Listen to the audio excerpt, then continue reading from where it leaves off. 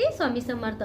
श्रावण महिना आता 2-3 दिवसावर आलेला आहे आणि श्रावण महिना म्हणजेच अगदी जवळ आलेला आहे. श्रावण महिन्यामध्ये कमीत कमी आपण सेवा केली नाही आणि आपल्याच्यानी कुठलंही पठण करणं झालं नाही. श्रावण महिन्यामध्ये कोणतंही म्हणजे स्तोत्राचं किंवा मंत्राचं किंवा एखादं मनापासून देवाची सेवा किंवा एखाद्या तीर्थक्षेत्रावर आपण जाऊ शकलो नाही, काही हरकत नाही. उपवास तपास करू शकलो नाही, कोणतेही नियम पाळले नाही, तर कमीत कमी श्रावण महिन्यामध्ये अशा 4 ते 5 चुका कोणत्याही व्यक्तीने करू नये.